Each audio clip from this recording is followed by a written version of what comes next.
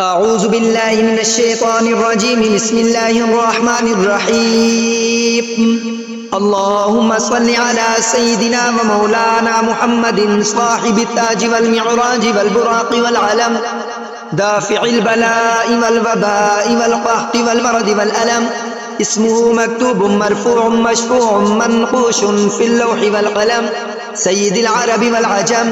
جسمه مقدس معطر مطهر منور في البيت والحرم، شمس الضحى بدر الدجى صدر العلا نور الهدى كاف الورى مصباح الظلم، جميل الشيام شفيع الأمم صاحب الجود والكرم. والله واسمه وجبريل خادمه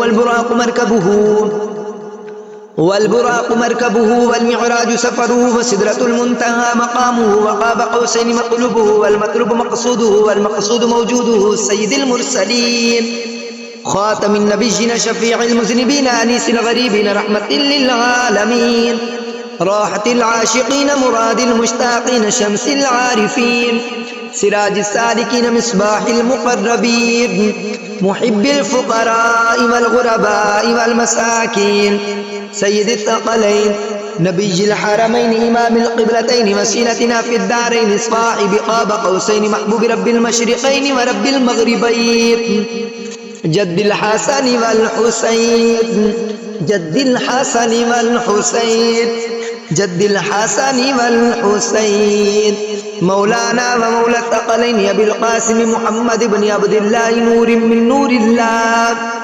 يا أيها المشتاقون بنور جماله بلغ العلا بكماله، كشف الدجى بجماله حسنت جميع خصاله، صلوا عليه وآله وأصحابه وسلموا تسليما كثيرا كثيرا كثيرا.